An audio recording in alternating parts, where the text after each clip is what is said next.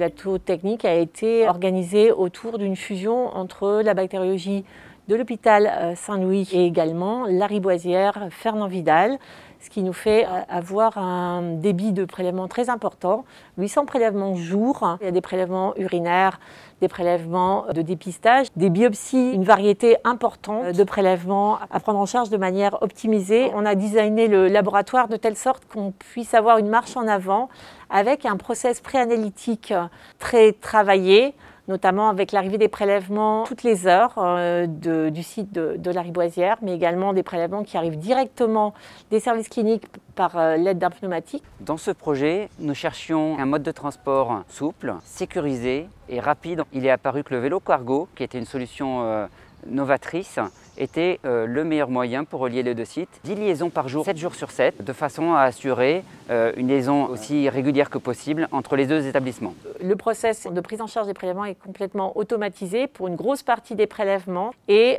cette prise en charge améliore très nettement toutes les contraintes de notre travail, c'est-à-dire la traçabilité. Le système est tel que les prélèvements sont triés pour laisser à la technicienne la capacité de garder son temps pour se concentrer sur les prélèvements qui sont les prélèvements positifs. Le fait de pouvoir lancer des prélèvements sur la chaîne, moi par exemple ça m'a libérée pour faire des tests de biologie moléculaire, tester des nouvelles technologies qui vont très certainement améliorer les cliniques des patients qu'on a dans cet hôpital et à l'hôpital Lariboisière.